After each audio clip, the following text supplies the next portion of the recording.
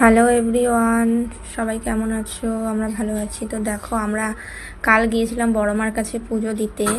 তো এই দেখো, আমরা সেই চুচুড়ো থেকে আর কি ঘাট পার হয়ে তারপরে গিয়েছিলাম। তো এই যে আমরা চলে এসেছি এখন মায়ের কাছে।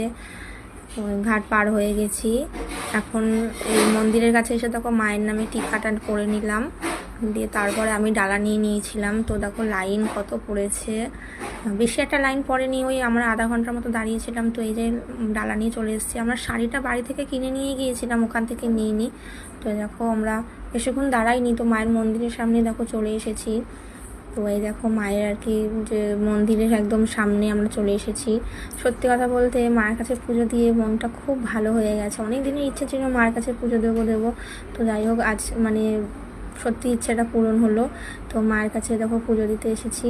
তো সবাই বলে মঙ্গলবার অনেক ভিড় হয়, অনেক লাইন পড়ে, কিন্তু সত্যি কথা বলতে আমাদের ভাগ্যটা এতটাই ভালো ছিল যে কাল সত্যিই কোনো সেরকম ভিড় ছিল না। আমরা অনেকটা সকালেই গিয়েছিলাম অবশ্য।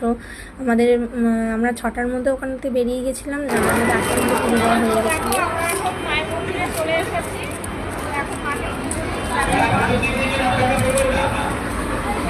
আমাদের দেখো পুজো দেওয়া হয়ে গেছে।